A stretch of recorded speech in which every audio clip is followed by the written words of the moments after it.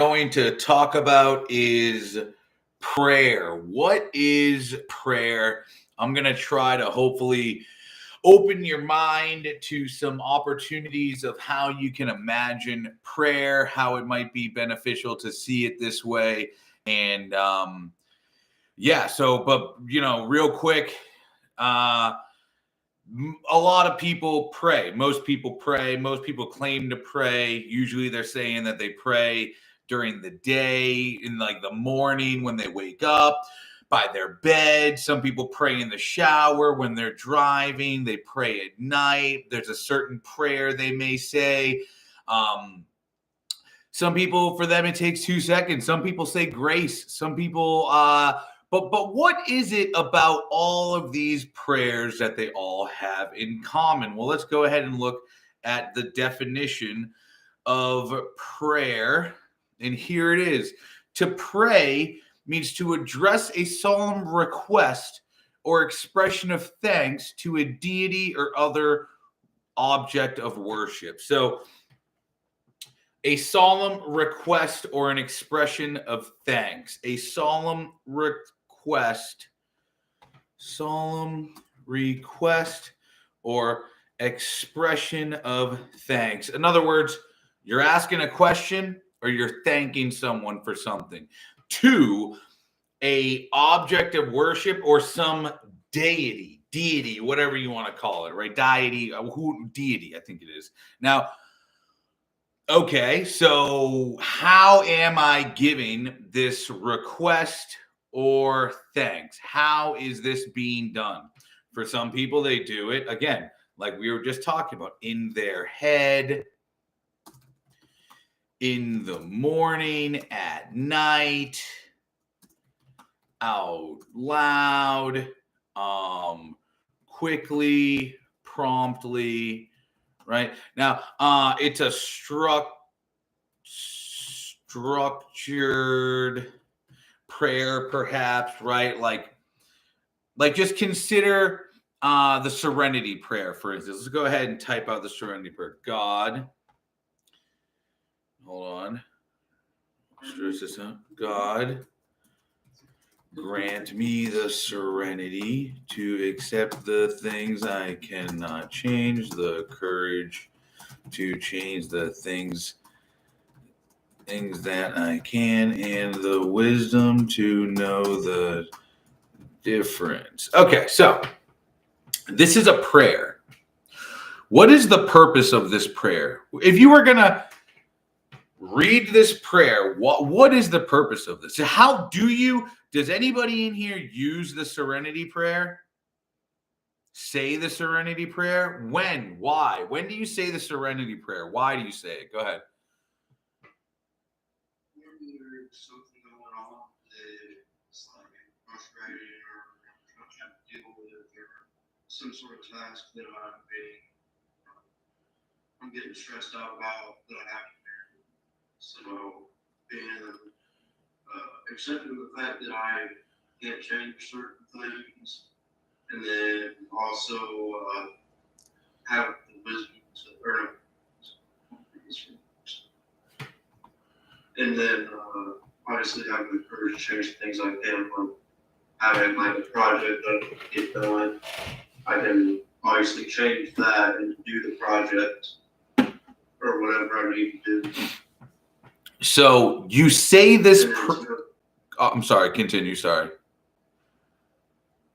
And then obviously to know the difference, like knowing when something is not able to be changed, like other people, like things that are going on, like in the world, or politics, or stuff like that can't be changed.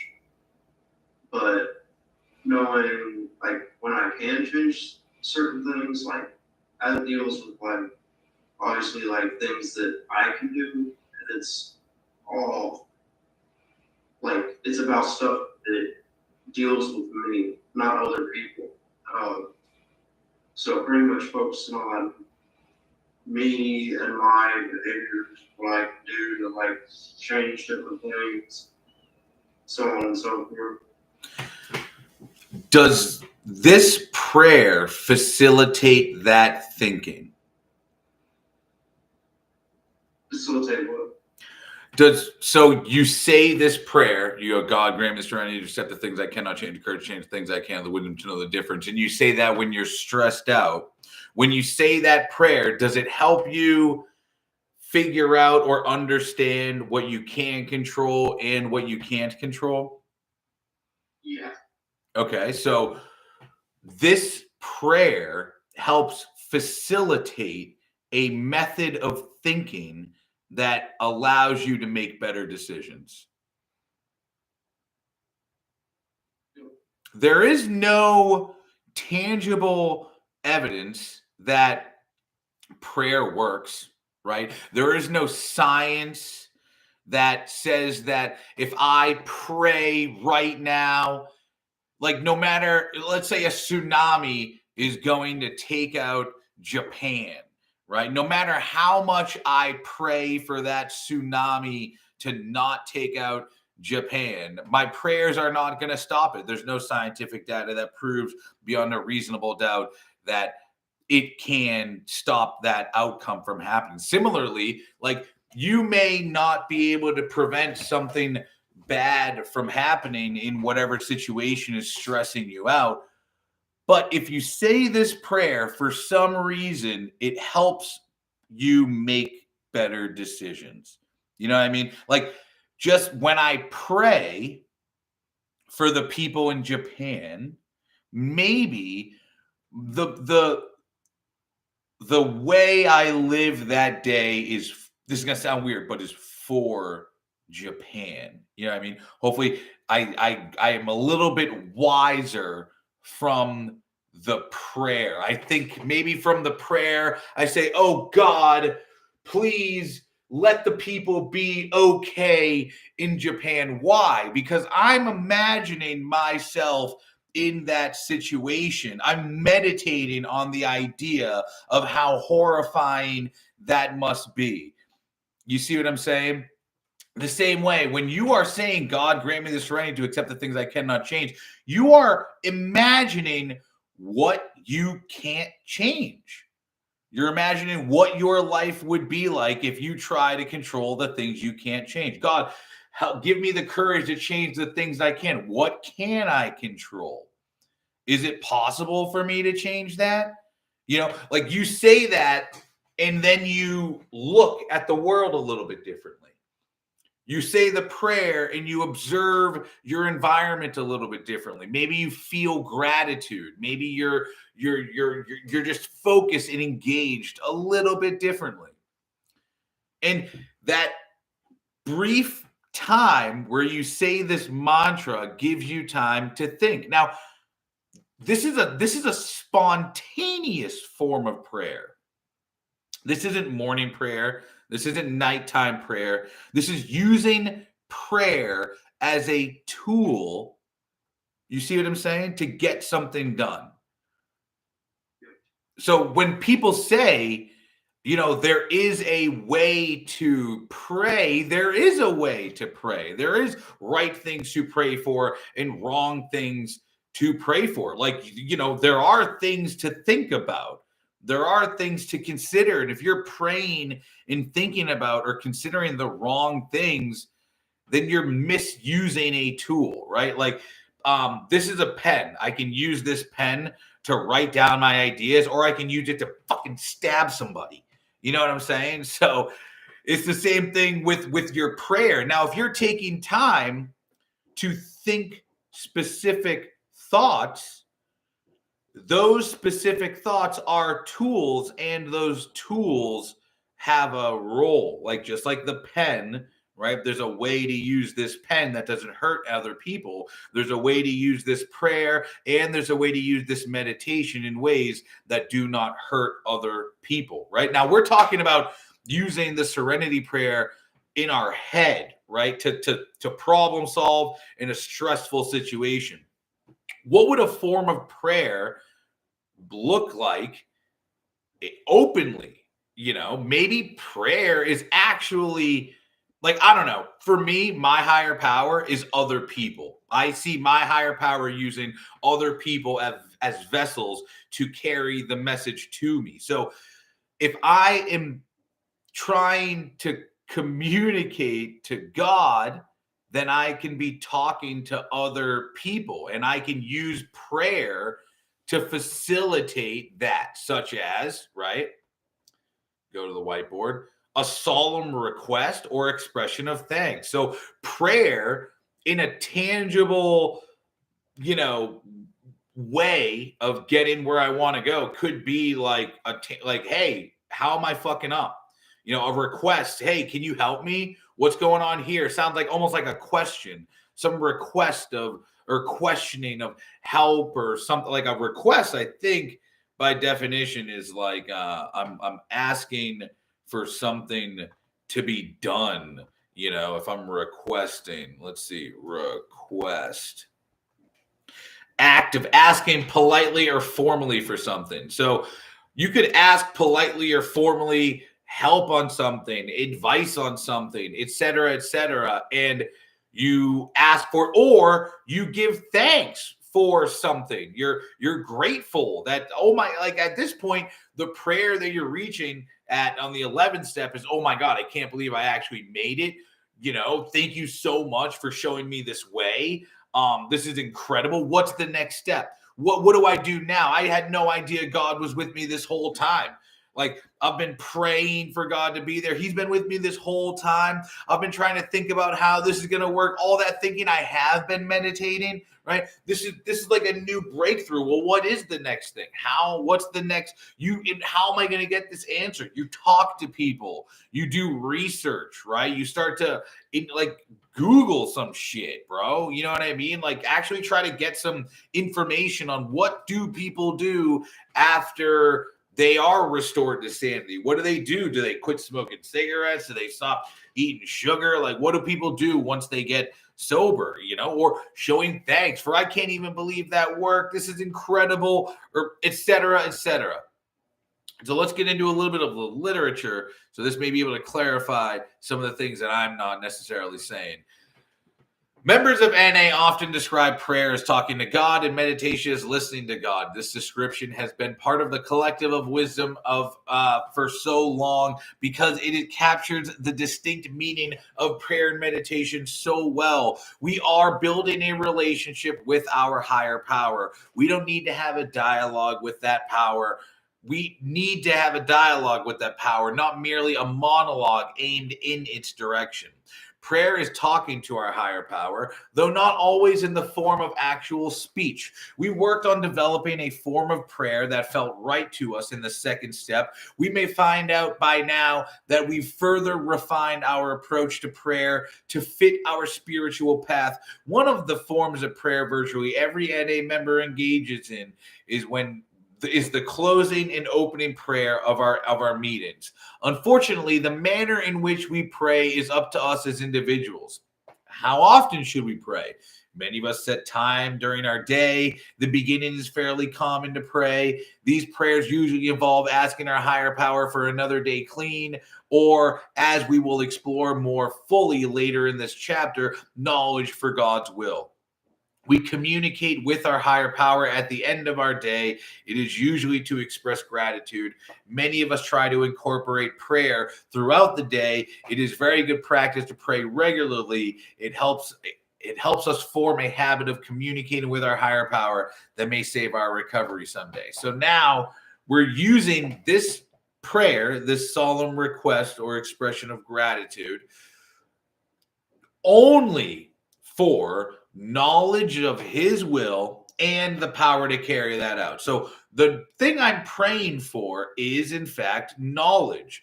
Knowledge, let's get to it.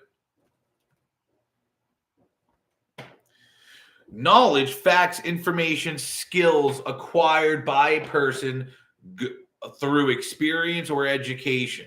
All right. So this knowledge, the facts, information, or skills that we need, that we are praying for facts, we're praying for information, we're praying for skills. God, either now the prayer is either thanking God for this fact, thanking him for this information, thanking him for this skill, or asking for new facts, new information, new skills. And we're not asking him directly for the skill, the information, or the facts. We perhaps may be asking him for the experience or education that will facilitate those. So it's about identifying what experience or education may facilitate this knowledge, skill, or information required. Talking to me, you may be able to get some education, some facts, some information that you need to gain to be where you want to be, right? I'm not God, but I may be the vessel that is where you're going to receive this information, where you're going to get facts, information, skills, books, videos, other people, your own experience, right? Institutions. This is where we gain this knowledge. So we're praying for that. That is part of what this prayer is. I need facts. I need information, skills. Somehow, how am I going to learn this? Now, we don't always learn this the greatest way. Sometimes he'll give us this knowledge in the way that the lesson that we have to learn is not always the lesson that we want, but that's the lesson. And if we fail to learn it, life is going to continue to try to teach it to us until we actually learn it. So we're not only praying for knowledge, but once you learn the knowledge, that's only part of it. Having the facts, the information, the skill is part of it. The second part is the ability to do something with that fact, to do something with that information or with that skill, to act in a certain way, a particular way with this newfound knowledge, hopefully guides our behavior in a certain way. Hopefully I can start directing and influencing myself in other ways that have not been around. And perhaps my higher power has been trying to get me to consciously become aware of this, but I have not been deeply thinking about these situations that I've been in. I have not been giving gratitude for these negative things I've been going through, or whatever the case may be.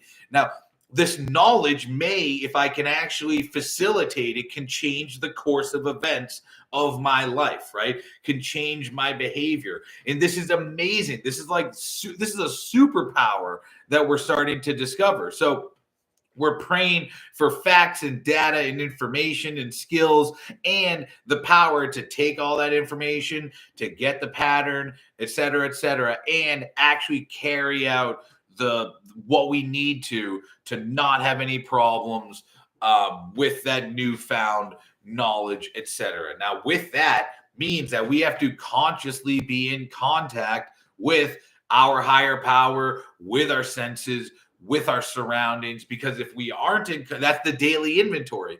Because if we aren't in contact with it, we may lose track of how we feel, and we may lose track of what is causing that feeling, or what behavior is failing to cause a feeling that we're trying to get. Now, all of this good and fun. We need this information. We need this knowledge. We need this power. We're going to ask for it, or we're going to give gratitude that we already have it. Next thing we're going to need to do is learn how to meditate. Well. Does anybody in here meditate already? Raise your hand if you're a meditator. Okay, how do you meditate? I sit in my bed with my legs crossed, and kind of like just hunch over, like lean my head down, and just sit there in silence. Okay. Just block all my thoughts out. Excellent. Sit there, crisscross applesauce, try to clear your mind, stuff like that. Yeah. All right, anybody else? How do we meditate? I meditate, sometimes I use guided meditations, like it's in the morning, just because it's a little bit easier. If I have the voice as kind of like the focal point or the focus point or the mantra kind of. But when I meditate at home, I usually just lie down in bed, or I'll sit up in the bed, either one. and I'll just focus on my breath. And then as thoughts come in, I'll try to, I'll essentially try to do nothing with them. Like I'll try not to attach to them. I'll try to, if one really grabs me, I'll just try to go back to the breath. I might have a little side chatter conversation about like why the thought arose, but after I've like diagnosed it and dismissed it, I'll go back to the breath. And then I'll just keep I'll try to stay as present as I can in the breath. I've tried some mantra stuff, but breath just seems the easiest. If I'm really, really having trouble focusing, I'll try to count. That's, yeah. Okay. Excellent. Anybody else? Christopher meditating. You've been meditating in Dharma though. How's that experience? For a minute. Well, no, 20 minutes. How's that experience been? I guess it's really hard to be focused and really like try to sit down and I've never been a person to try to meditate. I can't just sit down and focus things like. But lately I've been trying to lock in. It's really peaceful. I do like that. It is really peaceful. Brings me like peace and light. It just brings you back down to central. You know what I mean? So you should do that. I definitely don't have to do that technique once you get out of treatment. Okay. Excellent. So we have some varying ways of meditation. We have some varying results of meditation. I used to meditate through drugs. You know what I mean? I used to take a whole lot of drugs and meditate for a while. Then I got sober and I decided to try meditating with the, guided meditation and the Om and everything like that. And it wasn't until I started kind of opening my mind to different forms of meditation that I started discovering what meditation really is. And today I'm hoping to expand your mind into what meditation is, which is as simply as I can put, thinking deeply. Whether you're thinking deeply about your past, your breath, your thoughts, your life, whatever your problem that you're faced with right now, what you're going to do after group, it doesn't matter what you're meditating on. We are meditating every single moment of our entire life, consciously and unconsciously. The form of meditation we're talking about now is conscious meditation. Actually sitting down and becoming aware of my thinking and keeping my thinking on one thing, for instance, my breath. Then you could also some people don't like thinking deeply about certain things. They'll think deeply about their breath, but they won't think deeply about some trauma they had when they were a kid. So they're kind of selective with their thinking, but they will be unconsciously meditating on these things sometimes when the idea is prompted upon them. There is no telling when that unconscious thought will become conscious. Now, even the unconscious thoughts, like unconsciously thinking, maybe you're thinking about something I said 2 minutes ago. You're not in control of that. You don't get to choose that. You don't get to choose what you're unconsciously thinking about, but those do determine a large portion of your life. So if you, like, for instance, people unconsciously make decisions from advertisements, from media, people unconsciously just pull their phone out and start scrolling. And if you are unconsciously not aware or in contact of those type of behaviors and thinking deeply about them and considering other possibilities with or without that behavior, you may be missing out on large chunks of your entire life.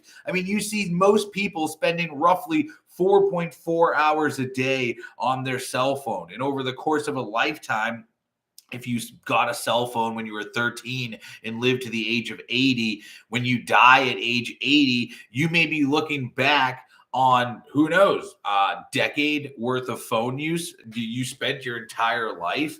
You know, is that worth it? Is that a good way to unconsciously spend your time? Or is it a better way to unconsciously spend your time, you know, breathing? Or is it better to unconsciously spend your time, you know, who knows? Like, that's the thing. But the real kicker here is to understand that this meditation, this, let me get into the definition, this deep thinking is always happening.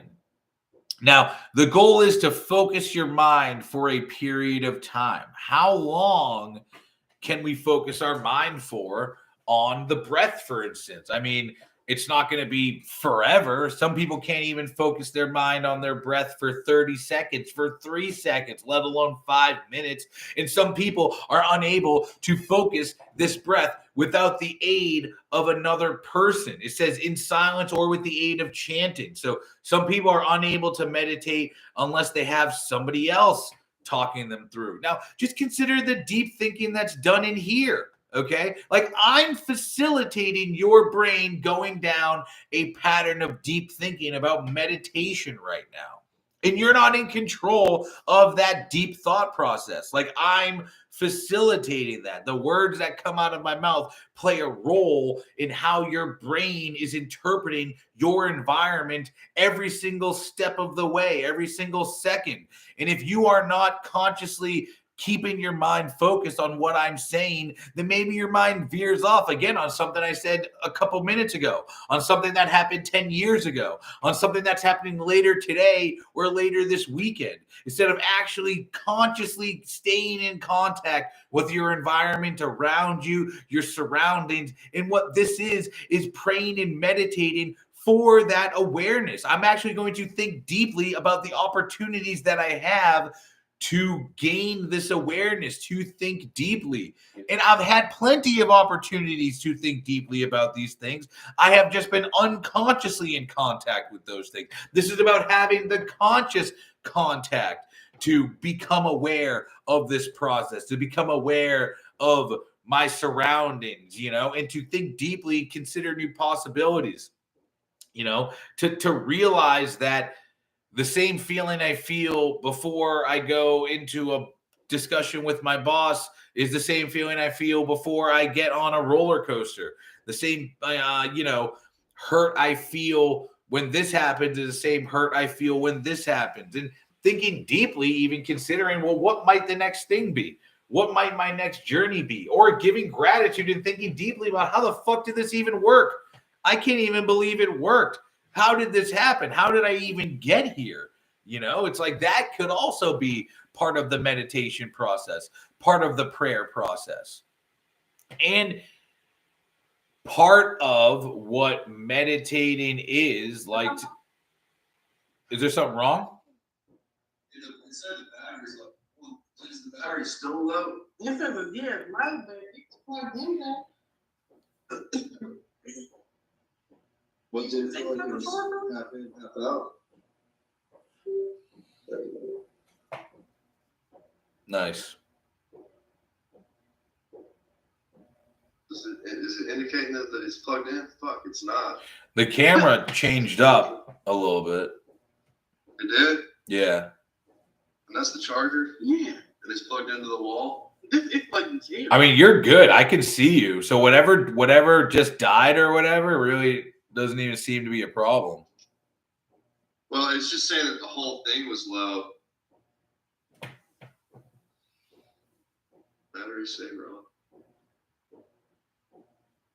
Well, I mean, it's plugged in. I don't know. All right. Yeah, it's plugged in, fam. I don't know.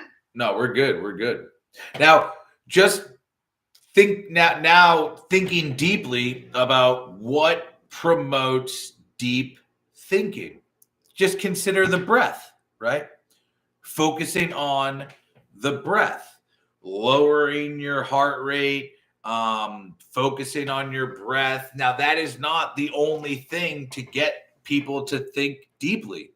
And sometimes what gets us to meditate is not always the greatest form of meditation. Like, I mean, it'd probably be a lot better for me to think deeply about my addiction here than it would be in jail. You know, it is a major freedom to think deeply here about these things and consider new possibilities. And, you know, whatever facilitates, sometimes it's talking with someone that gets you to think deeply. Sometimes something happens that gets you to think. There's no telling what is going to prompt this new fact, information, or skill into your life. And you're the one who has to be prepared and ready to receive and interpret. And they are gone. We have lost them. And my fiance is calling. Let's see what she's got to say, folks. What's up, babe? Hi, are you home? I am home. Have you gone shopping yet? I have not. When you do, can you get stuff for my yeast infection? Yes, I can.